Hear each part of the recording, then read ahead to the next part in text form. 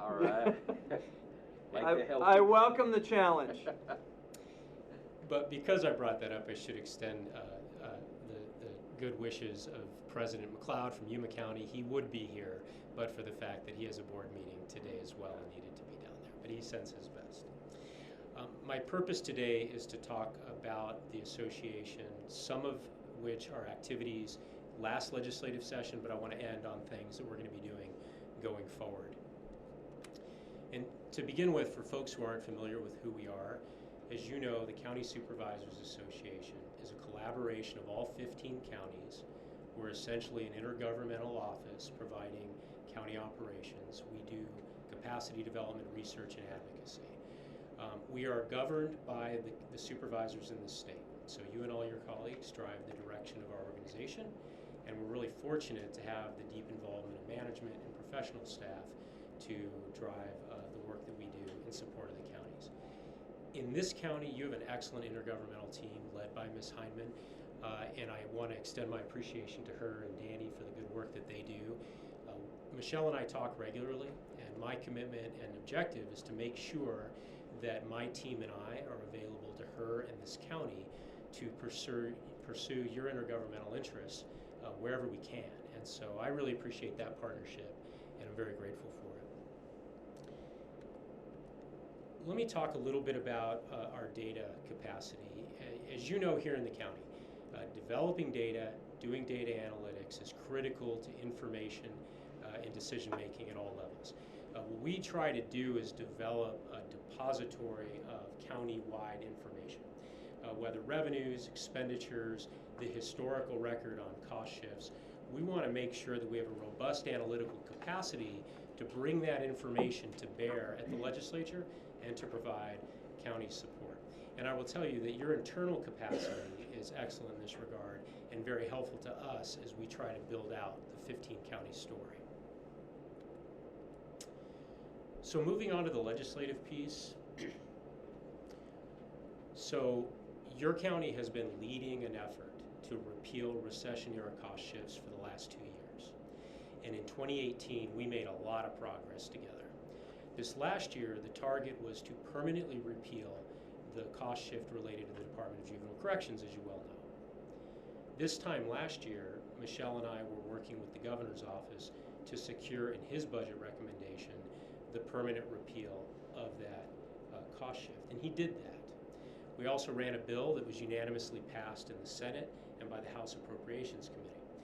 But as you know, at the end, we were thrown a bit of a curveball that put in jeopardy the ability of ongoing relief for Maricopa and Pima counties. You all saved the day by getting involved late in the legislative process to make sure that this county's interests were protected. And by extension, you protected Pima County's interests.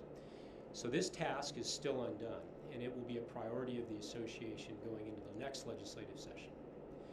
We are circulating now a document, a 15 county coalition letter, that is asking the governor to again put this item in his budget recommendation. And Michelle and I and others will be working on how we can build the champion base to support your interests. With any county tethered to this cost shift, no county is safe, and we want to make sure that we continue to use the 15 county effort to permanently repeal this item going forward. Oops. Another item I wanted to talk about from the last session that plays into next session is All-Tax. So we saw a very significant increase in the county's long-term care contribution in the last budget, the current fiscal year budget. What is All-Tax? It's the long-term care system that provides indigent support to elderly and the physically disabled.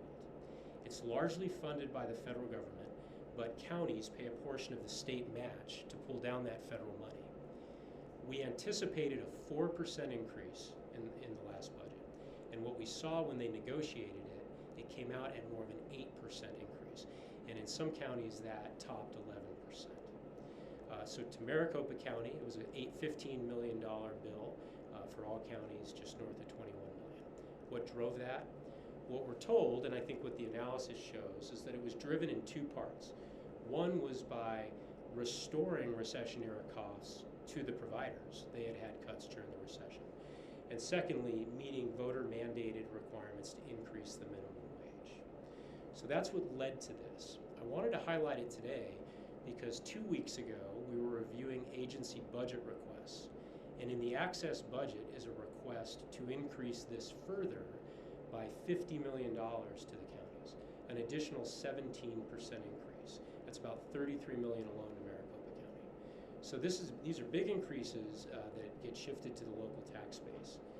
We've met with OSPB, we've met with JLBC, we're trying to get a bead on what's driving this, but we anticipate that this will be a major point of conversation for our group as we go forward as well. One other item I wanted to share from the last legislative session has to do with internet sales taxation. We, as counties, participated in a coalition going back a year and a half ago to when the federal government, U.S. Supreme Court action, allowed for states to tax internet sales. So the legislature did respond to requests from local governments and industry to provide retail sales tax parity between online and brick and mortar. It benefits our revenue system, state shared revenues, and the jail district tax here. Mr. Toma, Representative Toma, was a great champion in leading that effort. It was a good result. But as you'll know from talking to your team, this item was used against us as well late in the session when we were trying to secure permanent county relief. And that was a little frustrating because the estimates on this new revenue in the next fiscal year are somewhere around $15 million for this county. As you just saw on the prior slide, $15 million went out the back door. And so that was disappointing. We had to try to educate them about how all of this is connected.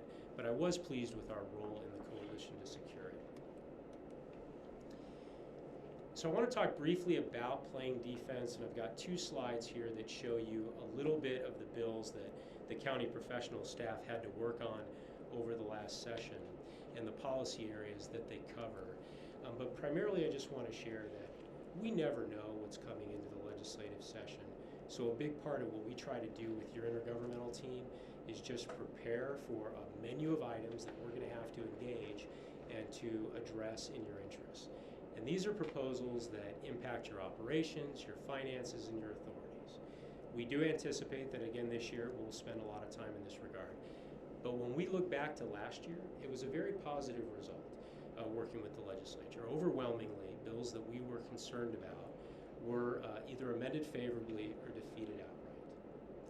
And I want to thank you, Mr. Hickman, for your role in our Legislative Policy Committee, where we do a lot of this work and get a lot of your guidance. And again, I want to extend my appreciation for the work with your legislative team, Michelle and Danny, and your contract lobbyists. They're all great pros, and they're great teammates as we try to work on these issues on behalf of all the counties. And I'm very grateful and honored to be part of that team as well. So looking forward, we have a menu of items that we're going to take to our legislative summit in late October that are emerging policy issues. These are some that I want to make sure we're talking about now. First and foremost, we want to make sure that we get the Department of Juvenile Corrections permanently repealed and the PPE fully funded. I do want to extend my appreciation to our friends at ACO. They have been great leaders in championing the PPE funding. In the current budget, it falls short of what we'll need for reimbursements. We want to partner with ACO on fully securing that in the next budget. But we're also going to see bills related to Title 36, possibly expanding the people with mental illness and substance abuse that may avail themselves of that service. Workers' comp is a major issue, and I mentioned Altex. We're spending a lot of time on pension funding, and connected to that is the expenditure limit issue. We have learned over the summer about some of the assumption challenges that are occurring in the pension system as it relates to public safety. You heard a lot about that at our last board meeting. What we're trying to do is figure out, how to work with the counties on how they can work internally with the tools they have. But as you know, there are some impediments to addressing these pension issues, revenues in some counties, expenditure limits in others, that we need to come up with an actionable plan so that counties can do what they need to do as it relates to these pension systems. So these are some of the items that we're working on. I do want to do a quick plug that we are having our legislative summit, which is our strategic planning session, in Maricopa in Pinal County just up the road. And so we're hopeful that all of you will participate in that. That's October 28th, 29th, and 30th. And we really look forward to that ongoing dialogue as we prepare to work this next legislative session. So with that, Mr. Chairman, thank you very much for all the time. I'd be happy to stand for any questions. Wonderful. Well, Craig, thank you for the informative presentation and all the great work that you and the rest of the team at CSA do for Maricopa County and all 15 counties. We're really grateful for our partnership with you, and certainly in this last session as, you know, Chair, I had more of an opportunity to fully appreciate the value of what you all do, and I know that all of us do here. With that, any questions or comments for Craig? Quick question for Craig. Craig, you know, they were talking about trying to the legislature was trying to do a budget or try to get close to having their own budget prior to session. Are they still working on that, or have you heard much about that? Mr. Chairman, Supervisor, yeah, that was, Michelle and I met with President Fan over the summer, and she brought up her commitment to that. And we are hearing that the appropriators and key members are talking about what the broad strokes of the next budget ought to look like. When the point at which they move into the phase where they're looking at specific member asks, I'm not sure when that's going to occur, but they most definitely are looking at the big picture items, which is why we focused on meeting with the appropriations chair on the Department of Juvenile Corrections already. Chairs, I should say. Okay, good. Thank you. Thank you. Other questions or comments? Mr. Chairman? Yes. Supervisor Gallardo. Yes, well, thank you, Mr. Chairman. I just want to thank Craig and his whole team there at GSA. They're a class act. They do great work, and they represent the entire state from the Board of Supervisors level very well to state capital. I talk to legislators regularly, and they're always complimentary on the CSA work in the counties. And so I just want to say thank you, Craig, for your work, and we look forward to continue working with you all. Thank you, sir. Thank you. Other comments? And Mr. Chairman, I would, as much as I don't like to echo anything Steve Bella has to say in this one state, I will, because he's right on point. And I want to thank Citizen too, for their colleagues who worked really hard and has worked hard to continue to move through forward. And you don't have an easy job to do there, easy, Craig, as you know, to try and pacify these counties. It's not an easy task, and you do a great job at it. So we're looking forward to helping you any way we can as a county, and certainly looking forward to bringing in Mr. Gallardo to head the organization up real plus. Thank you, Supervisor. Thank you, Steve. Thank you, Supervisor Chukri. Supervisor Sellers. Yeah, just one quick comment. Transportation investment, I hope that with Senator Fan's leadership, that we can make some progress on that in the coming session. Yes, sir. I share that, and we hope to work towards that end. Thank you. Just one comment I would make you've again done a great job of highlighting those issues that are going to be front and center for the counties. But on the Title 36 issue, I've had the opportunity to be invited into some meetings with the presiding judge, representatives of the county attorney's office, and other folks that are involved in that. And please, and I know you will, but please don't hesitate to reach out to our experts. We have so much involvement on this, and this is something that Maricopa County is looking very closely at. So hopefully, in addition to helping encourage a good policy to be made on this topic, also, we're available as experts on this topic as well. Well, thank you for that. The secret is we avail ourselves of your county's expertise all the time. So, well, please continue to do that. Thank you, sir. All right. Well, unless there's anything else, again, thanks for your great work. Thanks for your presentation, and good luck in 2020. All right. Next, Michelle and Danny to join us. Thank you for your great work in the last session, particularly Michelle stepping up in the middle of the session, and you had big shoes to fill, but did a great job of that. And thanks for joining us today. And before I forget, too, just wanted to thank Reed for filling in today for Joy. And also, Fran, just wanted to publicly just reference that we sure appreciated Deb stepping up in your absence last week, and so and hope that you had a great week last week. Well deserved. Thank you so much. Okay, great. So with that, Michelle, turn it over to you. Thank you, Mr. Chairman. We're here today to present the 2020 legislative agenda for your consideration and possible action there. So I'll go ahead and start with the AUGC cost shift. We refer to the DUV situation we've been dealing with for several years. Craig gave a pretty good background on what happened in the last session, so I won't repeat it, but I believe our number one priority again would be to permanently repeal that cost shift that's now statutorily only required for Maricopa and Pima counties. So we continue our work on that in collaboration with CSA. Next up, through department submitted proposals, we had a couple come through air quality this year. One we think is ready for legislation having to do with the voluntary lawn and garden equipment program. So this is a voluntary program where individuals can turn in gas-powered residential lawnmowers and other lawn devices, get a voucher credit, and replace those with electric. We would like to, or the department would like to clarify that a voucher for a commercial lawnmower can be at least $200. Right now in that category there's a cap at $200. All the other categories are at least the dollar amounts for their respective devices, and so they think that by allowing for more, a greater financial incentive, we can get more involvement in the program. And we'd also like to include manually operated real lawn mowers, which we have learned are also behavior modification devices, perhaps. So the push kind you can go out there and use. So allow someone to turn in a gas lawnmower for a device like that. Next, we wanted to propose a couple of educational efforts we'd like to be particularly proactive in. First, beginning to raise awareness about the potentially forthcoming moderate non-attainment designation.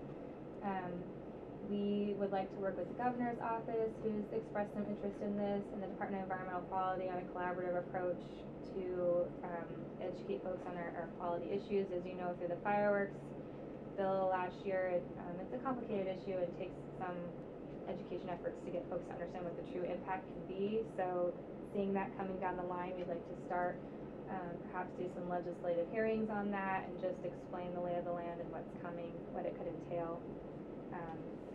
Again, in collaboration with governor's policy staff and the Department of Environmental Quality. Second educational effort would be around elections. As you are well aware, you took action earlier this year that realigned some of the duties of the recorder and the duties of the Board of Supervisors. And so that will require some educational efforts down the street, particularly with the new voting machines, the potential with the electronic adjudication of ballots. I'd like to start having conversations about that and explaining where we're at and the board's role in election day tabulation efforts. So we're working with your Department of Elections staff on that as well and beginning some legislative education efforts with leadership. So, and then finally, in terms of the education efforts on the Prop 400 extension, we spoke a little bit with Fred about transportation infrastructure around the state. As you all know, there's been discussions through MAG and in the region about the extension of the current half-cent sales tax for regional transportation. That is ending the end of 2025. And so there's 2 more ballot cycles where we could go, regular general ballot cycles in 22 and 24, we could go to extend that. So discussions have begun at MAG and other places. So we would just like to continue to clarify the position of the board in supporting the continuation of the current rate and our interest in working with regional partners and the legislature to make sure there's a statewide solution for the ADOT responsibility of operation and maintenance. So really that's the bulk of it this year. I will reiterate what Craig said in terms of defense. We generally know in some areas that tend to recur where we have topics. sometimes there's flood control issues and planning and zoning and behavioral health, all those things. So we will continue to play defense and be updating you and your staff as the session goes on where we do defense. But this would be our proactive agenda for the year. So I'm happy to answer any questions if you have any about those. Just quickly, because somebody always asks me, so this year we put it in the slide.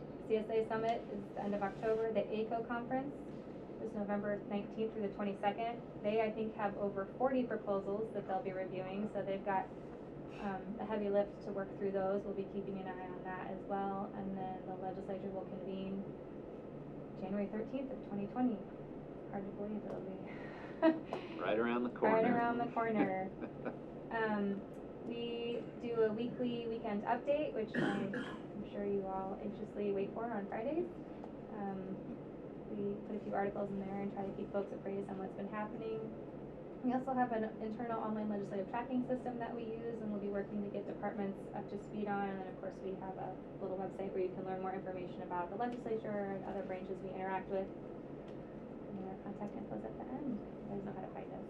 But that's where we are. So we're happy to answer any questions or get your thoughts on that. Great. Mr. Vice Chair. Yeah, I just wanted to thank both of you. Rick was always good with this too, and Craig. That thing about defense, a good defense needs to be smoked out early, and you guys do a fantastic job with identifying issues that are about to happen, and you give us enough lead time where we can actually do things about it. All three of you actually. So it's being on that legislative policy committee, that's extremely important because it gives us enough time to make some calls and to just see where people are coming from with some of this stuff. And so we can actually plot a position for the county in a good, solid way where we get enough information on the front end instead of just being reactive. So thanks to all three of you for that, because I've served in this capacity for what would be a number of years now, and it's always appreciated that you guys are right there for that. So Thank you. Other comments or questions on the phone? what's up with these slides, by the way? Yeah. I know That Craig's ain't looking new. at it, and Yeah. Craig's wondering if he's having a stroke. I'm wondering if I'm having a I stroke. apologize. It looks normal on the It does. I was version, looking so at I it. don't. Yeah. I apologize. Okay. First year The- jitters, I guess. the latest- Sure. The latest Microsoft font or something? Yeah, I don't. Sorry about that. I can see it just fine. Yeah, looks good to you, huh? Mr. Chairman, I just wanted to thank both Tim and Michelle for their work, and we had a very nice meeting to cover all of this and asked a lot of questions, and we had a lot of good answers, and look forward to supporting them as the legislature begins here in June. Thank you. Thank you. Anything from you, Supervisor Gallardo?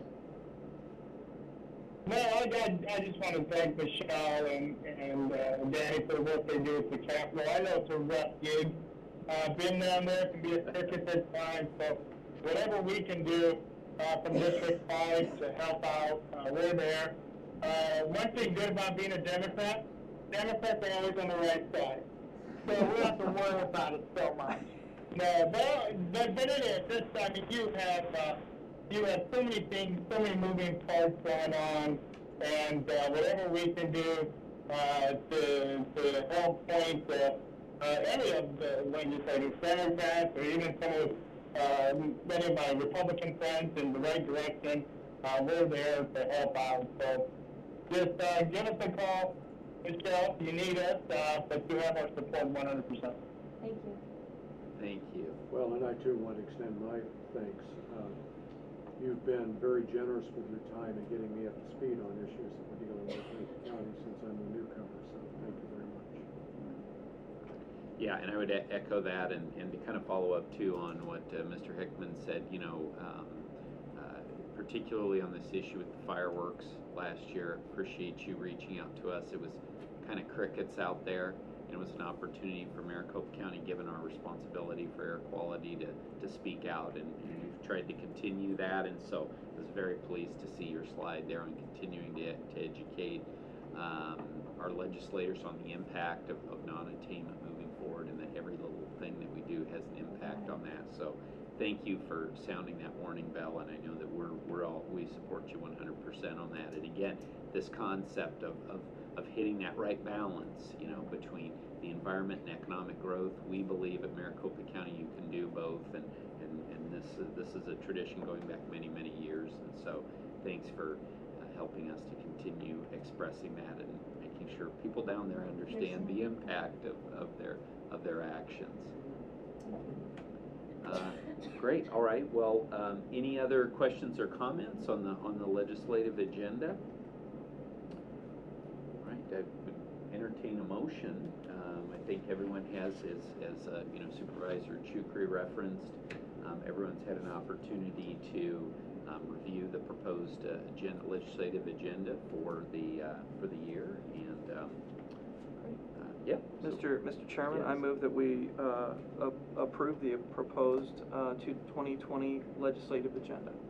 Thank you for that motion. Do I have a second? Second. Thank you, Supervisor Sellers.